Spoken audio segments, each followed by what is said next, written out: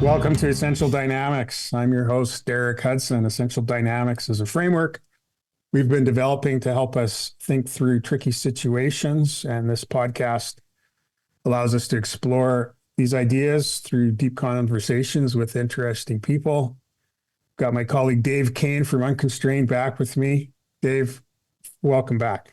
Thanks very much, Derek. Shall we have another deep conversation today, Dave? I think we should probably unpack a bit of what we ended with last time and see where it goes. Yeah. Okay, well, I think this is really important stuff that we're talking about, and I'm really excited to see if we can, in these conversations, help people get to the simplicity on the other side of complexity.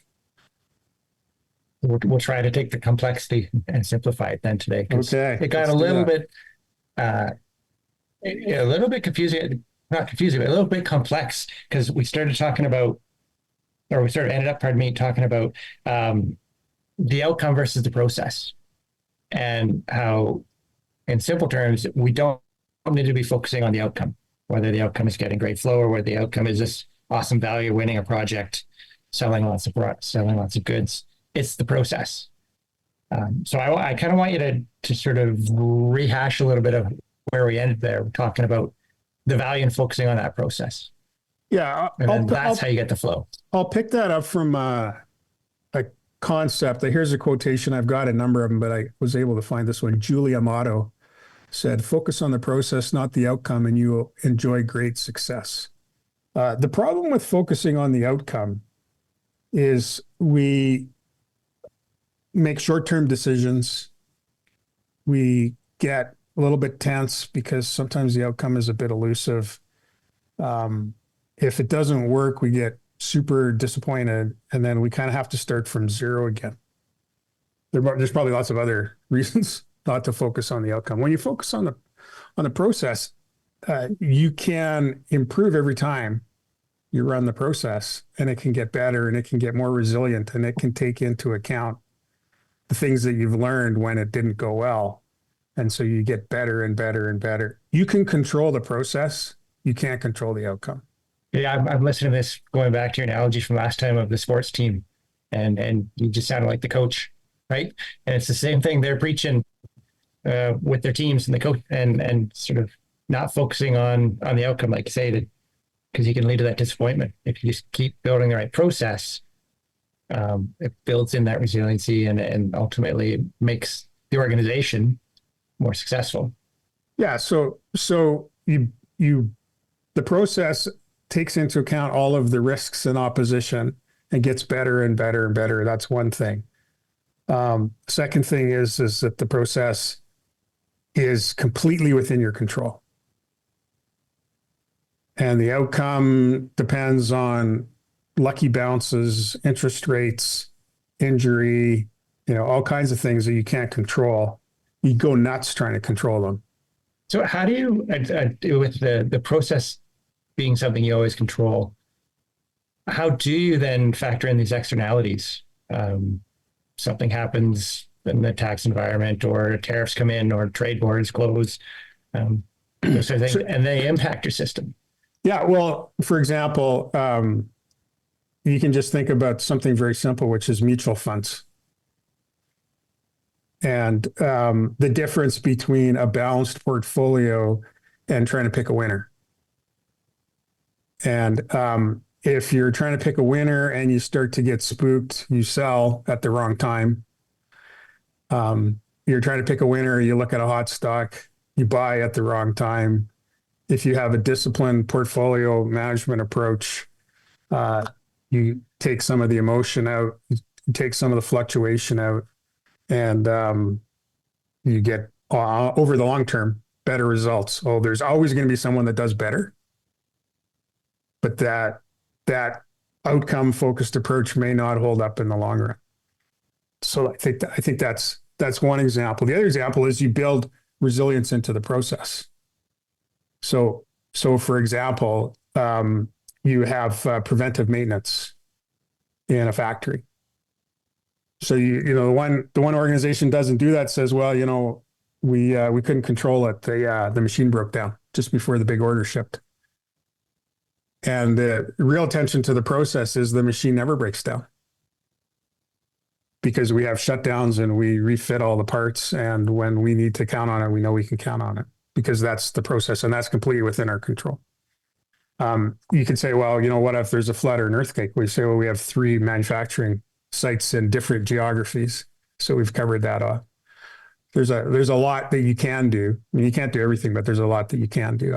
I had a couple of great conversations with business leaders at the beginning of COVID, where they had been concerned about the proliferation of data in different places in their organization, and they felt like they needed to tie it up, and they were concerned about people getting access to information. And COVID hit, and they just sent everyone home, and they had all the access and all the information that they needed. COVID was unexpected, but the idea of having a process that protects both your data and your means of communication, that's within your control. And as you're saying that, the other piece that occurs to me is for the smaller businesses where, the multiple markets, multiple suppliers isn't in their wheelhouse today, you can bring it back into their more sort of center view of how do you pass the decision making out? Like within the Essential Dynamics world, where I was talking about, it's not the one person that's sort of the cog, it's the process. Yeah. So I'm wondering, like, the resiliency or the ability to handle these external impacts is more about how the system responds to it and the multiple points within the system that are able to respond to it. That's what's building your flow. That's a really good point. I've been involved in a number of like emergency response or critical response planning scenarios, and people trying to put plans together. And it's very hard to do that because you don't actually know what the disaster is that you're going to deal with. And so usually what it comes down to is information flow and decision making. Yeah. And you say, well, we don't know what's going to happen, but this is how we pull everyone together, get the information out about what's going on, and then distribute the decision making to where people have enough information to make a decision. And that's a really good way to get resilience. So those are some thoughts then about if you focus on the process, which you can control, which you can build up over time, you'll have longer term success. Right. You can always be working on your process. It's not ever done. There's always ways to evolve it and continue to refine it and get better at it, right? It's always it always can get better, and you're always working within your sphere of influence. Yeah. Yeah. So one kind of element I'd like to get you to talk a little bit about is a lot of this when you're assessing it, the examples you're using is because some type of tensions come into it. But I think tension is a need within a system, isn't it? Even when you're going back to your purpose X and purpose Y, or your drivers and your constraints, like over and over, as you've talked about it over the last few years, there's always a tension in there. It's always that balance. And even when we were talking last time about finding flow and just the pressures on me personally trying to get through projects, the best is always achieved when there's a bit of this tension, and it's finding the balance in it. Is that right? Absolutely. So I wanted to bring it up last time, and I've referred to this book before. The book's called Flow, and it's by Csikszentmihalyi. And he talked about like what I call psychological flow. So flow that individual experiences. And one of the things that he decided through observation was that we have to have the right level of challenge. We have to be, it has to be meaningful activity, and it has to be at the right level of challenge. And that's a lot higher than we think. So if you think about the kind of flow that you would get from rock climbing or skiing, so those high adventure sports and stuff like that, there's this element of risk and danger and being pressed to the edge. And what he says when you achieve that flow is that you become fully immersed in it. All of your senses are focused on this one activity. And time kind of disappears, and you're not aware of anything happening for, and that could be needlework. That certainly could be video gaming. And then one of the experiences I like to share is, although most of my time in the mountains is like on the top of the mountain, I have done some significant caving expeditions. And the thing about caving is that you have to pay attention all the time. Like this little cone of light in front of you isn't very big, and you just have to pay attention all the time. And so I've been in a cave for 4 hours, 5, 6 hours, and not once in that 5 or 6 hours did I ever think about my work back at the office. Total absorption, total focus, total flow. And if you were in an organization where the activity is so important and the level of challenge and accomplishment is high enough, then the organization can feel that flow as well. And I think that's what you were talking about in the previous episode about some of the projects that you're working on. Well, or you think about most anything that brings in that challenge, and those are the most memorable and rewarding and exhilarating experiences. What I'm curious then is, within an organization, we're talking about this within your process as a company, and finding the balance of tension. Rock climbing is a little different because failure is bad. Yeah. It's not quite the same with your system and your process in your organization, because finding that balance, and when tension or things go poorly, it's not that you can't recover from that. It's you learn, you adapt, and you move forward. Most of the times they're not terminal, right? It's not terminal, but you have to care.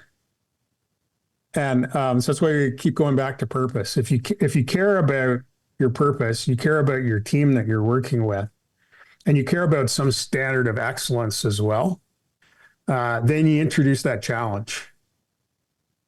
And that's the kind of the tension that you need to focus. You introduce that challenge because your purposes usually have their own built-in challenge, right? Yeah, it's hard. Purpose Y are in tension with each other.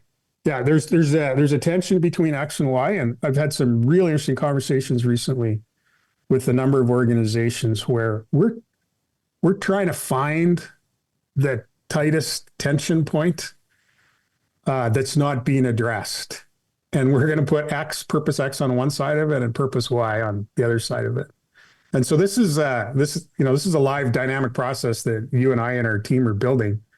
But I was in this conversation recently with leaders of an organization, and we were trying to get there. And they said, I don't really have a template for how to do that, like how to find that.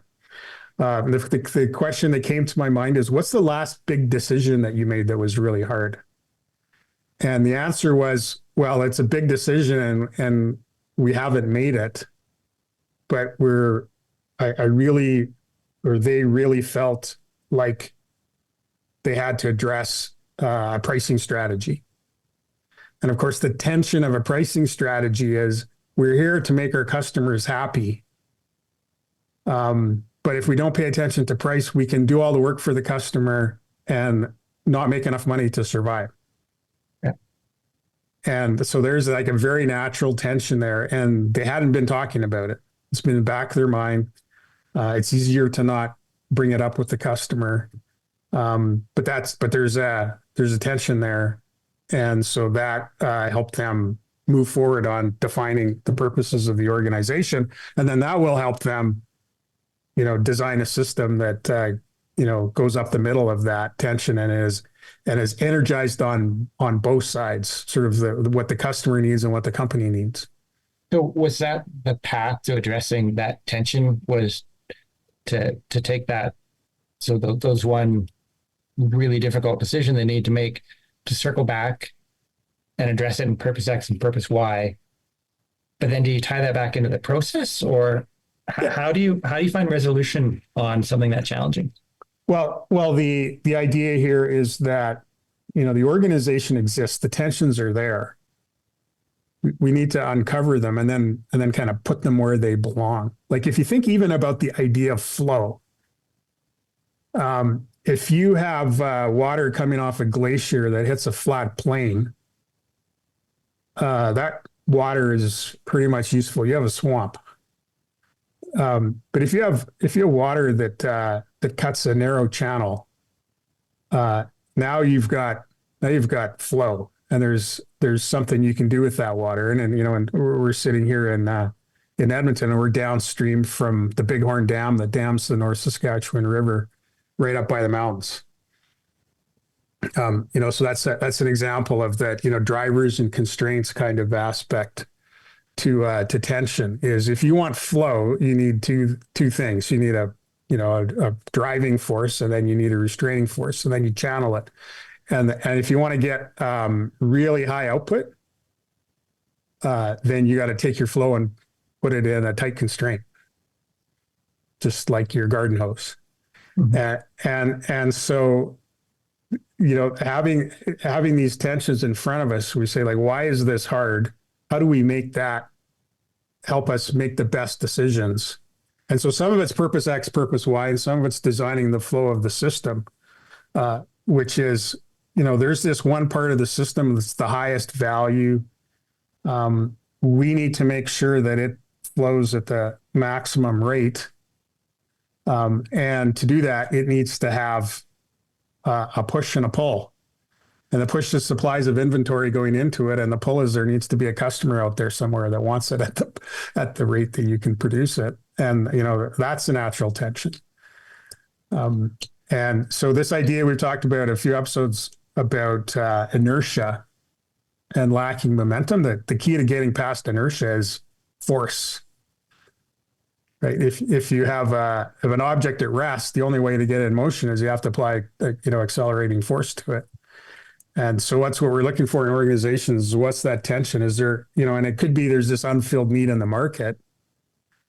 It could be that we believe that our potential customers are being served in a less effective way by a competitor, and they only need to have experience with our product to sort of kind of release flow of value for them. That's another tension. Yeah, that all makes sense. And then the overlay, you don't have unlimited resources, and that's just, I like the analogy of bringing things in.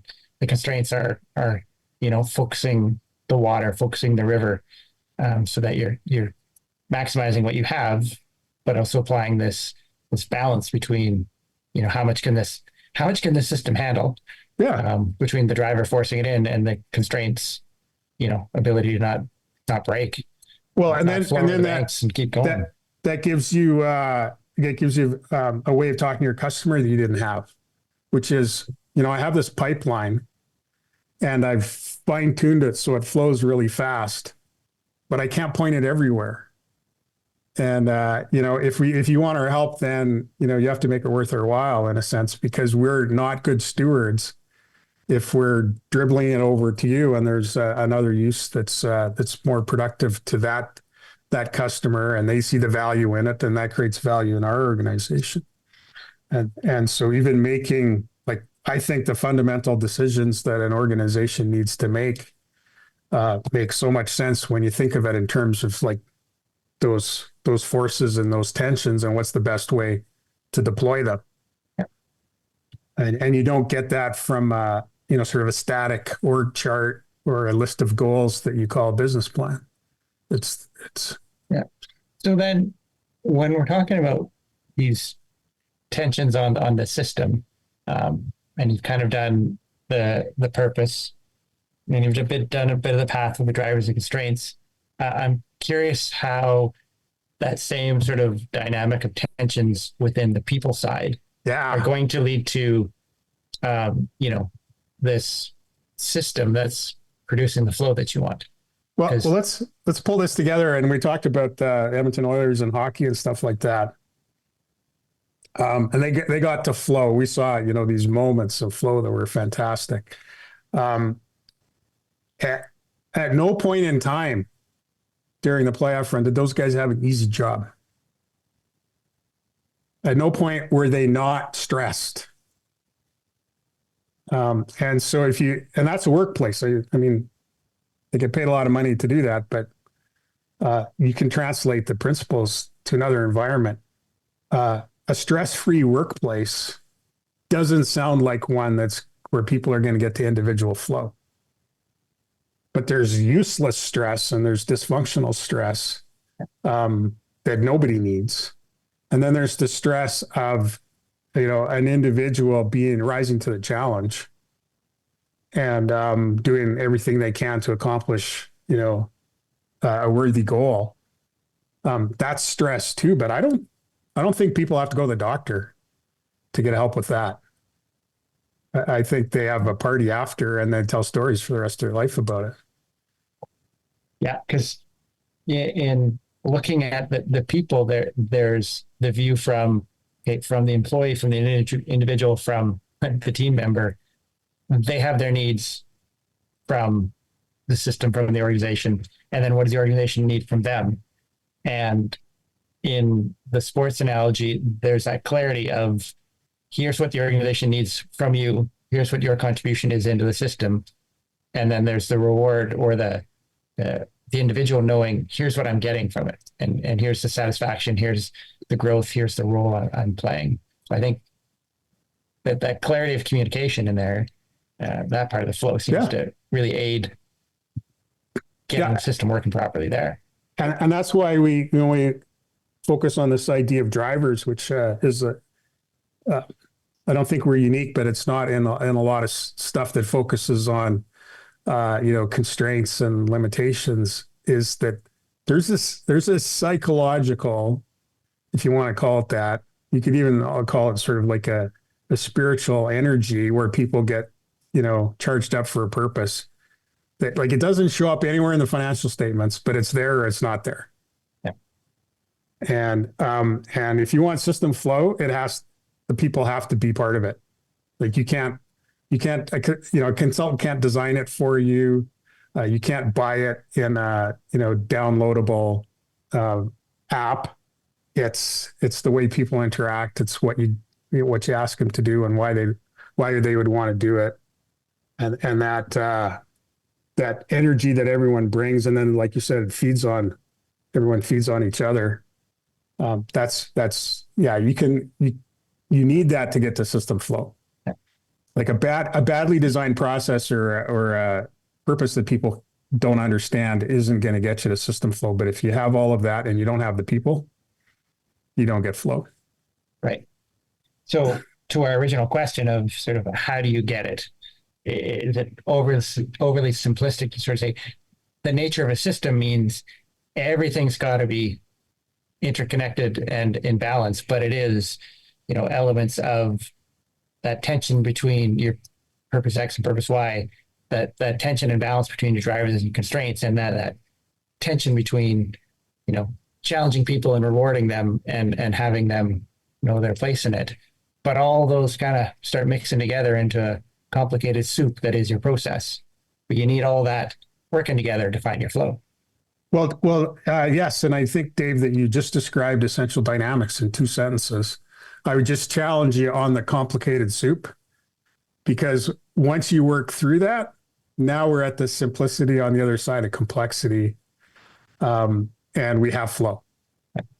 And it doesn't feel like we're going to get there sometimes, but when you do, it's not that all the complexity goes away. It's just the simplicity rides on top of it. And you've got people who are handling complex tasks, but they're doing it in context. And it doesn't seem as complicated anymore. Yeah, it does. I know, and you get the additive power of everyone's experience and intellect. And if you go back, I really liked your example of some of your early career experiences, because what did you get out of that? You got stories, you got skills and confidence, and you probably don't really even remember exactly how much you made that month. Oh yeah, no, I remember that too. No, you're right, and it's the sense of value that you looked back on, and most people have this when you sort of ask, well, what was the best part of your career, the most the most memorable time. And it's always back towards, I had this sort of challenge, and here's how everything just sort of worked together. And it's no different with the companies and their processes. That's absolutely right. So that's the quest. That's the story. It's the real deal, and system flow is where it's at. It's not easy to get to, but it's worth every effort.